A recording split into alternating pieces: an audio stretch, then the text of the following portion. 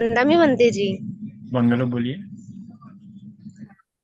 जी जी बंती जी, सबसे पहले तो आपका बहुत बहुत साधुवाद कि इतने के लिए मिली। अगर आप जैसे भी अगर हमारे जीवन में अब उपासकों के जीवन में नहीं आए तो हम ये धर्म श्रवण करने से भी आएंगे, तो ये बहुत ही आपके लिए साधुकार। और मैं आपके लिए भी मंगल करती हूँ कि आप हमेशा स्वस्थ रहे। और साथ ही में साधु। ये क्वेश्चन था बंती जी की आपने जैसे बोला कि मन में आना जैसे रहता है तो वो ज्यादा प्रभावशील नहीं होगा, जैसे कि हमको मुख से बोल दिया तो ज्यादा प्रभावशील होगा। तो मतलब से भी ज्यादा वाणी का दुष्कर्म होगा, चेतना का कम होगा। देखिए, आगे ऐसा है बुद्ध ने क्या? तो यही कहा है कि चेतना ही कर्म थोड़ा है। सा वो समझ। चेतना ही कर्म है, भगवान ने कहा है। पर कैसा होता जी। है कि जो चेतना है आपको विशेष रूप से समाधि में बाधक हो सकती है। समाधि में ऐसा उसका कर्म नहीं बनता, उसे समाधि में बाधक हो सकती है, क्योंकि चेतना हटाने के लिए मन का जो संयम है वो समाधि का क्षेत्र होने के कारण वो जब समाधि आपकी बलवान होती है तब उस पर संयम आता है। पर क्योंकि ये जो कर्म है काया के और वाणी के, वो कर्मपथ बनता है जब काया से घटित होता है, वाणी से घटित होता है तो। और उसका विपाक ऐसा है कि किसी और को भी हानि पहुंचाता है ना, कि दूसरे व्यक्ति के जीवन में भी उससे हानि हो जाती है। जैसे कि आपने कुछ बोल दिया, आपने कभी कुछ बोल दिया किसी व्यक्ति को, तो उसके भी मन में रहेगा ना बहुत दिनों तक। उसको भी उससे हानि पहुंचते रहेंगी और उसका भी थोड़ा सा मतलब खराब हो जाएगा वो, हाँ। उसके भी मन में दोष उत्पन्न हो जाएगा। तो कैसा ये बहुत सारे लोगों को इन्वॉल्व करता है। मन का कर्म कैसे कि सिर्फ स्वयं को इन्वॉल्व करता है, तो कर्मपथ वैसा नहीं बनता है। अच्छा। सिर्फ हमारे मन में होने के कारण हम कैसा है कि आज नहीं तो कल समाधि के क्षेत्र में यानी उसका जो भी। प्रभाव।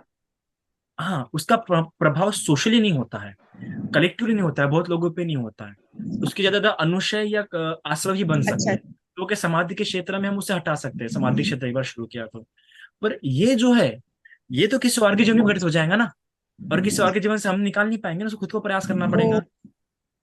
जैसे कि अगर कभी कभार हम कुछ बातें बोल देते अच्छा। हैं तो बहुत लंबे समय तक किसी के जीवन में, जैसे कि अभी मेरे खुद के जीवन में भी से एक घटना घटी 20-25 दिन में पहले, जिसके कारण मेरी दृष्टि पे ही एकदम परिणाम गिर गया।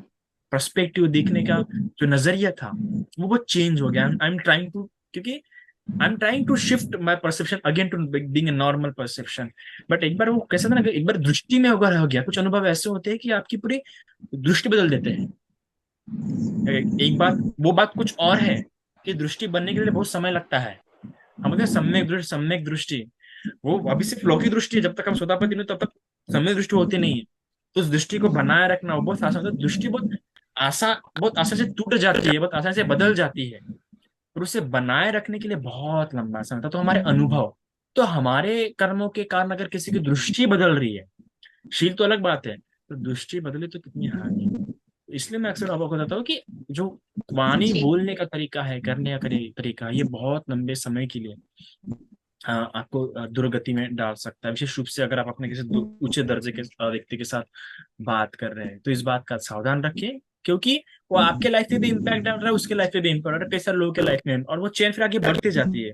कई सारे लोग उस चैन में कैसा है कि ऐड ऐड होते जाते हैं, क्योंकि कहते हैं ना समाज में एक लिखित बात रहती है क्या, नहीं रहती है। वो आगे बढ़ते बढ़ते बढ़ते बढ़ते जाती है। So that's why it is so crucial, try to don't speak it out और डोंट एक्ट इट आउट, है ना। तो बहुत अच्छा रहेगा, वरना बड़ा हानि, क्योंकि जितना आगे बढ़ते रहेंगे उतना आपको हानि हानि हानि हानि मिलते रहेंगी। धन्य पंडित जी, सुषमा जी का मैसेज है कि मेरी भक्ति की भावना एक धर्म से हटने के बाद से मैं बुद्ध धर्म के लिए अपनी भक्ति भावना कैसे लाऊं। देखिए, इसमें लाने की जरूरत नहीं है, ये एक फ्लो है, इसमें आप ला नहीं सकते हैं। आपको श्रद्धा उत्पन्न होनी चाहिए। वो आप धर्म श्रवण करते रहिए, दृश्यों को सुनते रहिए, वो श्रद्धा अपने आप उत्पन्न आ जाएंगी। हमें भक्ति भाव में नहीं लाना है, हमें श्रद्धा भाव लाना है। भक्ति भाव भी आपको हानिकारक हो सकती है, हाँ। इवन हमारी भंते जी बहुत प्यारे, मुझे बड़े बहुत पसंद है, उनका प्रवचन तो मुझे बहुत ज्यादा पसंद है, और बहुत ही सुंदर तरीके से धर्म बताते हैं मुझे। मतलब सबसे ज्यादा अगर कोई पसंद होगा धर्म, तो मुझे कुछ लोगों का पसंद है धर्म। मतलब धर्म तो अच्छा ही होता है, ऐसा नहीं बोल सकते कि बट ठीक, मुझे बहुत पसंद आता है उन लोगों का, जो मतलब बहुत ज्यादा पसंद आता है मुझे। एक तो बंदी सुगतानंद, दूसरे बंदे धम्मवीरू। रियो खंती पे उनका प्रवचन भी रखा है बुद्धानुस्मृति पे, तो मुझे उनके प्रवचन बहुत बहुत ज्यादा पसंद है, क्योंकि वो इतना सुंदर तरीके से धर्म समझाते हैं। बाबा, लग रहा है कि कोई अमृत पिला रहा है। उनसे आप चर्चा भी करोगे तो बाबा बाबा बहुत प्यारा धर्म में लगता है। अब तक के सबसे, मुझे तो सबसे अच्छा उनसे धर्म सुनने के लिए लगता है धम्मवीर बंते जी। तो वो बड़ा प्यारा बता रहे मुझे। बहुत एक बार हम लोग डिस्कशन कर रहे थे रात को, बहुत अच्छा डिस्कशन होता है उनके साथ। तो बोले थे शिवली बोले मेरा प्रवचन कहीं एकदम इंसान में भक्ति भाव तो नहीं लगता ना। अरे देखो ये सो अलर्ट, उनकी श्रद्धा तो एकदम अल्टीमेट है बुद्ध के प्रति। पर वो कितना सावधानी बरत रहे हैं, वो मुझे पूछ रहे हैं, मैं जब भी बहुत छोटा हूं, उनके मुकाबले बहुत छोटा। पर वो तारा बोलते हैं कि मेरा कोई प्रवचन में भक्ति भाव तो नहीं दिख रहा है ना। यानी कितनी सावधान रख रहे हैं कि वो जानते हैं कि भक्ति भाव भी नहीं आना चाहिए बुद्ध शासन में। भक्ति भाव भी आपको अंधा कर सकता है। तो बड़ा प्यारा समझा रहे हैं कि भक्ति नहीं लाना है, वो श्रद्धा आनी है। और श्रद्धा बुद्ध धम्म संघ तीनों पे होनी चाहिए आपकी। तो धर्म सुन सुन के सही रूप से आपको आ जाएगा, धर्म सुनते रहिए, है ना। वो क्या पूजा पाठ, भक्ति भाव के साथ पूजा पाठ अलग हो जाता है, और फिर वो भी इंसान को हानि कर देती है ना। पता चल रहा है कि भाई क्या किसी फूल के कीड़े में उत्पन्न हो रहे आप, ऐसा नहीं हो जाना चाहिए ना। जैसे कि एक भिक्षु चीवर के कीड़े में उत्पन्न हो गया था। तो भक्ति भाव ने श्रद्धा भाव। ओके वंदे जी, हमें कितनी देर तक आनापान, आनापान 10 मिनट करे भी बहुत है। But if will do more Anapana, Anapana की तो 16 स्टेप्स है ना, आप 16 स्टेप को स्ट्रॉन्ग कीजिए। हर एक स्टेप में आगे बढ़ते जाइए, एक ही स्टेप तक मत रहिए, आगे के नेक्स्ट स्टेप तक बढ़ते रहिए। मेरे ख्याल से बंधु आनंद जी ने इन पे अच्छा उपदेश दिए हैं, उनके ऑलरेडी इस पे बहुत अच्छे प्रवचन हो चुके हैं। मेरा प्रवचन तो शायद से मैं वेट कर रहा हूँ एक बार मेरा वो पाओक शैडो का मेडिटेशन हो जाए तो मैं भी आनापान पे वगैरह दूंगा। तो वेट, मेरा अगर एक बार हो गया पाओक मेडिटेशन तो फिर मैं भी दूंगा उस पर। ओके बंदी जी, भक्ति भाव और श्रद्धा में क्या अंतर है? भक्ति भाव में कैसा हो जाता है कि आपका समर्पण जो होता है इस प्रकार से होता है कि स्पेशली आप मूर्तियों पे या वस्तु पे ज्यादा हो जाता है। जो सेवा जो होता है वो सेवा भाव आपका छूटने लग जाता है। आपको व्यक्ति नहीं दिखता है, आपको संग नहीं दिखता है, आपको एक व्यक्ति या एक वस्तु दिखती है ना। ये बात देखनी है कि हम जो कृत्य कर्म कर रहे हैं उससे उस व्यक्ति को कितना लाभ हो रहा है, क्या कितना लाभ हो सकता है, कितना सुख प्राप्त हो सकता है। कि जैसे कि हम देखते हैं कि एक उपासिका ने अपनी जो थाई है वो काट के दी थी, तो क्या भक्ति थी क्या उसकी? नहीं, वो भक्ति नहीं थी। वो उस व्यक्ति की जीवन बचाना चाहती थी, वो उस व्यक्ति को देना चाहती थी। तो भक्ति नहीं है। भक्ति मतलब कैसा है कि आप इस प्रकार से आसक्ति होती है भक्ति में, श्रद्धा में आसक्ति नहीं होती, श्रद्धा में समर्पण होता है। तो ये बहुत अंतर होता है। वो भक्ति भी क्या हो सकती है कि नित्य बोध जगाती है व्यक्ति में, श्रद्धा नित्य बोध नहीं जगा सकती, विशेष रूप से बुद्ध मत संघ के प्रति। तो अक्सर ये होता है कि जो अक्सर जो पूजा पाठ में होते हैं, जो है ना ये पुष्प पूजा वगैरह वगैरह, इन जो बहुत लगे होते हैं उनमें ये विशेष रूप से भाव जागने की संभावना है, अगर उनकी सती ठीक प्रकार से नहीं है। अगर आप विशेष रूप से पूजा पाठ पर ज्यादा ध्यान देते हैं, भिक्खु संघ पे ध्यान नहीं दे रहे हैं, है ना, आप ज्यादा झुकाव पूजा पाठ पे है, ज्यादा झुकाव फूलों से वंदना वगैरह पे है ना, आप ज्यादा अपनी संपत्ति उस पे खर्च कर रहे हैं जबकि आप संघ पे खर्च कर सकते थे, आप ज्यादा अपना समय उस पे डाल रहे हैं पर आप संघ की सेवा में कर सकते, तो ये आपका भक्ति है, आपकी भक्ति हो चुकी है। आप नित्य भाव में कहीं ना कहीं प्रवेश करते जा रहे हैं, आप अनित्य भाव नहीं समझ पाएंगे वहां। ऐसा व्यक्ति जो इतने ज्यादा पूजा पाठों में फूलों की सजावट में वगैरह लग चुका है, वो कहीं ना कहीं अपने अंदर नित्य भाव जगा रहा है। आपको ये बात ध्यान रखना है, ठीक है। श्रद्धा को और समझाइए, ठीक है। मैं इस पे एक विशेष रूप से प्रवचन ही दूंगा, श्रद्धा क्या होती है, ठीक है शिलंगना जी। बंदू जी, ये जैसे आप भी बताए हैं, बुद्ध वचन में या धर्म में ऐसा दिया गया है कि मनुष्य जीवन बहुत दुर्लभ है। तो मनुष्य जीवन बहुत दुर्लभ है, ऐसा आप भी बताए हैं, ऐसा सुनने भी आता है धर्म में। तो ऐसा कौन सा कर्म होता है जिससे मनुष्य जीवन में भी महिला का योनि मतलब स्त्री स्त्री बनता है और पुरुष बनता है? तो ऐसा ऐसा पर्टिकुलर कोई कर्म होता है क्या? देखिए कैसा होता है कि मृत्यु के समय कर्म जेंडर भी है और हमारी फिजिकल। आसक्ति भी है। मृत्यु के समय आपका मन कहाँ झुकता है, पुरुष की ओर झुकता है, स्त्री की ओर झुकता है, उस पर डिपेंड करता है कि वो आप पुरुष होंगे या स्त्री होंगे। और विशेष रूप से दुष्कृत्य करने से भी होता है, स्त्री के जन्म में आता है दुष्कृत्य करता है व्यक्ति। जैसे कि आनंद ने एक जन्म में व्यभिचारी थे बहुत, तो कम से कम 3 बार शक्र की पत्नी करके पैदा हुए, एक बार नपुंसक और एक बार ऐसा कुछ हुआ है। तो ऐसा ऐसा अभी जो लेडीज लोग हैं उसका कुछ ऐसा है क्या? क्या? मीन्स अभी जैसे स्त्री अभी भी तो विमेन जो है, तो उनका ऐसा कुछ कर्म रहता है क्या प्रीवियस, तो उनको स्त्री योनि प्राप्त होता है ऐसा? आप हाँ। बताए ना। क्या? आप बताए ना अभी कि ये आनंद जी का भंते आनंद का ऐसा था पूर्व कर्म, तो स्त्री योनि प्राप्त हुआ। तो अभी जो स्त्री योनि में, तो ऐसा पूर्व का उनका कोई ऐसा कर्म होता है क्या? बिल्कुल, उन्होंने पूर्व जन्म में, ये तो उसको संकल्प भी हो सकते हैं, किसी के संकल्प होते हैं, तो किसी के मृत्यु के समय में स्त्री की ओर मन झुकने के कारण, है ना, या उस प्रकार का कोई राग, या किसी अपना वस्तु को लेके, जैसे कि चूड़ी को लेके वगैरह, साड़ी को लेके वगैरह, या स्त्री के आव भाव को लेके, या सेन को लेके, या इस प्रकार मरते समय किसी एक वस्तु के प्रति राग उत्पन्न होने के कारण वो स्त्री के योनि में उत्पन्न आ सकता है। It's just my speculation. और दुष्कृत्य करने के कारण भी, काम कामेष्व विचार, जैसे व्यभिचार वगैरह होता है ना, उसी कारण भी होता है, क्योंकि स्त्री के जन्म में बहुत पीड़ाई होती है, बहुत पीड़ाई होती है। हाँ बनते जी, स्त्री का समझते हैं जन्म मेरे म्हणजे को। काय, छोटी मस्त, स्त्री का जन्म मतलब कोई छोटी बात नहीं, मतलब होते ना, बाई होणं, आता एक मराठी में एक कहावत आहे, गड्या बाई होणं कठीण असते, पर खरं म्हणजे बहुत कठीण असते स्त्री का जन्म, बिल्कुल भी नहीं। मुझे बहुत डर हम लगता है स्त्री बनते के जन्म जी से, रहता बहुत है डर। माइंड में भी। तो ऐसा अटैचमेंट हटाना होगा ना, जैसे हम लोग को हो जाता है, बहुत चीज का अटैचमेंट हो जाता है, कपड़ा को लेके, कुछ चीज को लेके। स्त्री बहुत तो आसानी से वो अटैच हो धीरे जाती है, धीरे कम करते पुरुष हैं। अटैच नहीं होता है। स्त्री बहुत ज्यादा आसानी से अटैच हो जाती है, और स्त्री का जन्म बहुत बहुत, मुझे तो बहुत डर आता है स्त्री के जन्म से, बहुत ज्यादा, क्योंकि दुखी बहुत है स्त्री के जन्म में, बहुत ज्यादा दुख है। उसका जीवन हाँ, कितना अनुभव होता बंधन है में रहता बनते है। जी दुख। अ, धन्यवाद बनते जी, बहुत बहुत साधुवाद। वैसे जी बोलिए ना। हाँ हाँ। नमो बुद्धाय बनते जी, जय भीम। वंदामी बनते जी। मंगल हो। मेरा एक सिंपल क्वेश्चन है कि मैं डेली है ना, हर दिन मैं बुद्ध वंदना, त्रिरत्न वंदना, धम्मा पालन का, यानी वो क्या बोलते हैं, जय मंगल अट्ठा गाथा भी बोलता हूँ, यानी डेली बोलता हूँ मैं ये अपना, इवन उसमें महामंगल सूत्र भी बोलता हूँ, डेली बोलता हूँ। तो ये क्या मेरी श्रद्धा है क्या, या मेरा भक्ति है? जैसे आप बोले भक्ति, भक्ति भी बोले है, तो क्या मेरी भक्ति है या श्रद्धा है? नहीं, बुद्ध के गुणों को याद करे, धम्म के गुणों को याद करे, संघ के गुणों को याद करे, तो ये भक्ति नहीं, आपकी श्रद्धा है।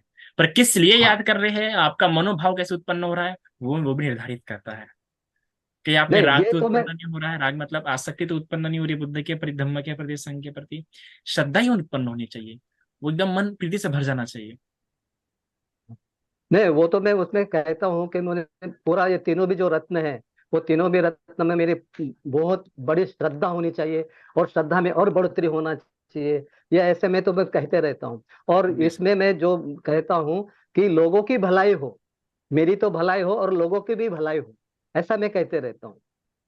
देखिए, जब आप तो जैसे बुद्ध आप, के गुण, धम्म के गुण या संघ के गुण बोल रहे हैं, तो एक एक गुण बोलते समय वो गुण का अर्थ भी मन में क्लिक हो जाना चाहिए, देन इट इज प्रॉपर। सिर्फ बोल रहे अच्छा। हैं तो कोई अर्थ, एक वजह से इति पिसो भगवा, तो भगवा बोलते हुए अपना मन में आ जाना चाहिए, गुण का हाँ। अर्थ मन में अपना बजाना चाहिए, क्या है भगवा, हम्म, हम्म। तो वो सही मायने होगा में मुझे। आपका समाधि में कारण हो जाएगा। अच्छा अच्छा अच्छा। वरना कहते हैं ना, हाँ भागो। तोता रटंत रटंत, ऐसा कुछ है ना, गुरु जी का दोहा भी है ना। हाँ। अच्छा अच्छा। नहीं, पर वो तो, एक बात वो मैं तो, हमेशा कह रहा हूँ कि भक्ति उत्पन्न होना बहुत आसान है, बहुत आसानी से भक्ति भक्ति आसानी से उत्पन्न हो सकती है, पर श्रद्धा नहीं, थोड़ा कठिन हो। पर भक्ति बोले तो अंदर, वो अंधश्रद्धा के, अंधश्रद्धा से भक्ति निर्माण होती है ना। जहाँ नहीं, अंधश्रद्धा रहे तो वो भक्ति का भाव है। नहीं, अंधश्रद्धा से भी नहीं हो सकती है, कई कई लोगों की भक्ति काफी अच्छी प्योर होती है, उनमें अंधश्रद्धा नहीं होती है, पर वो भक्ति कैसा है, प्रेम वाला प्रेम का हो जाता है ना उसमें। और जहाँ प्रेम है वहाँ आसक्ति है, जहाँ आसक्ति है वहाँ दुख है, जहाँ दुख है वहाँ दुर्गति है, आसक्ति तो दुर्गति है ही। नहीं, पर सर ऐसे भी होता है ना, अभी जैसे मैं भक्ति आज समझ मैं ये नहीं करूंगा कि कभी कभी ऐसे होता है कि अरे मैंने आज जैसे वंदना नहीं की, तो हो सकता है मेरा कुछ नुकसान हो। ऐसा तो वो भक्ति, यानी जो ज्यादा श्रद्धा या ज्यादा भक्ति, जैसे भक्ति रही तो हम डर के मारे उसको बोलते नहीं, जैसे हिंदू लोग ऐसे करते हैं कि वो कि यदि अंधश्रद्धा है, मैंने वो नहीं भक्ति नहीं है, वो किया। अंधश्रद्धा है, हाँ। उनका वो उनका खुद का भय है। हाँ, तो उनको डर रहता है ना, अंधश्रद्धा, अरे मैंने आज तो। भक्ति में कभी कभार अंधश्रद्धा होती है, पर भक्ति एक अलग चीज हो जाती है, पर अंधश्रद्धा एक अलग चीज हो जाती है। भक्ति में अंधश्रद्धा हो हाँ सकती है, पर भक्ति फिर भी, हाँ। जैसे मीरा की भक्ति वो अलग थी, ओके। मीरा की भक्ति में हाँ अंधश्रद्धा नहीं थी, पर हाँ मीरा हाँ की भक्ति कैसा बराबर। आसक्ति वाली थी, प्रेम वाली थी। यस, बराबर। पर मीरा तो की भक्ति भी काफी शुद्ध थी। हाँ, शुद्ध मन से कर रही थी ना वो हम्म। भक्ति। हाँ, तो फिर भक्ति तो भक्ति हो गया ना, शुद्ध मन से भक्ति करो। पर या भक्ति लेकिन मुक्ति का श्रद्धा कारण और नहीं बन भक्ति में सकती ना। फर्क है ना। हाँ, ये बराबर। भक्ति मुक्ति में कारण नहीं हो सकती है, भक्ति आसक्ति में कारण ये होती है। आसक्ति का एक पार्ट है, ऐसा मुझे भी लगता है कि वो भक्ति माने एक आसक्ति निर्माण करना अपने इसमें कि भगवान बुद्ध के आगे डेली कैंडल जलाना, पूजा करना भक्ति है कि श्रद्धा है? आप सोचो क्या हो सकता है। कैंडल जलाना, हमेशा उद्देश्य मैटर करता है, किस उद्देश्य से आप वो कैंडल और जला रहे हैं, है ना, किस लिए जला रहे हैं वो मैटर करता है। कैंडल पूजा, मैं कह रहा ना, मैं ये नहीं कह रहा कि भगवान को फूल अर्पण करना गलत है, अरे बहुत महान पुण्य है भगवान को फूल अर्पण करना, भगवान धातुओं को फूल अर्पण करना। पर उद्देश्य क्या है, क्लियर है क्या, सती है क्या? ये देखो, पटिसमुत्पाद अगर आप सभी ने पढ़ा हो तो कितना प्यारा कहा है, अविद्या पश्चात संखार, ये दो शब्द भी समझ लिया आपने पटिसमुत्पाद पे, आप सती को समझ गए। अब बहुत धर्म के बहुत गंभीर अर्थों को समझ गए, आपने इन दो शब्दों को समझ लिया। अविद्या पश्चात संखार, संस्कार कोई भी हो अविद्या के कारण से उत्पन्न होते हैं और वो दुख का कारण बनेगा ही। फिर अभी संखार वापस से पुण्य भी हो सकता है, अपुण्य भी हो सकता है, किंच भी हो सकता है। तीनों प्रकार के संस्कार अविद्या से उत्पन्न होते हैं, चाहे पुण्य भी अगर अविद्या से ही अविद्या के साथ कर रहे हो, कोई अर्थ नहीं, दुख मुक्ति में कारण नहीं होगा आपका। इसलिए ध्यान रखिए कि किस कृत्य से, यदि चेतना से हो रहा है, कैंडल लग जलाना, फूल अर्पण करना बहुत पुण्य है, पर वो कैसे हो रहे हैं, क्यों हो रहे हैं?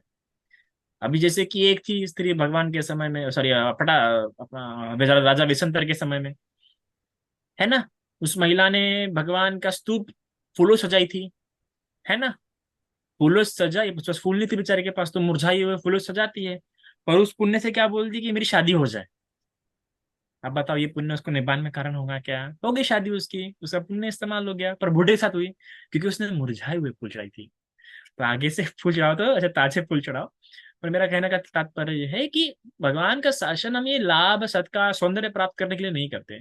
मैं कई बार देखा कि एक सामने था, वो बताता था कि अरे आप भगवान को औषधि दो तो आपको आरोग्य प्राप्त होगा, आप भगवान को ऐसा ये चढ़ाओ वो चढ़ाओ तो आपको सुंदरता प्राप्त होगी। अरे मेरे मन में सुंदरता प्राप्त करने के लिए आप पुण्य कर रहे हैं क्या? आरोग्य प्राप्त करने के लिए पुण्य कर रहे हैं क्या? आप एक जन्म में मिलेंगे, अगले जन्म में क्या? अपना पुण्य इस छोटे इसमें वेस्ट मत करो, पाप होंगे तो मिलेगा ही मिलेगा। तो आरोग्य प्राप्त करने के लिए, स्वास्थ्य प्राप्त करने के लिए, सुंदरता प्राप्त करने के लिए पुण्य इस्तेमाल मत करो। पुण्य हम किस लिए इस्तेमाल कर रहे हैं? दुख मुक्ति, निब्बान प्राप्त करने के लिए, है ना। हम देखते हैं कि तो भी अग्र श्रावक होने पर भी देखो कई जन्म में उन्होंने कैसे अकुशल कर्म किए हैं। तो क्या आपने पुण्य सिर्फ एक जन्म में इस्तेमाल मत करवा लो ऐसे ही, अगर ये तो आपकी तो ये शील ही खंडित शील है, जो इसके लिए फूल अर्पण करता होगा या ये, तो इसके लिए नहीं कर रहे हम, अपना समाधि एकाग्र करने के लिए, चित्त शुद्ध करने के लिए एकाग्र कर रहे हैं। ओके।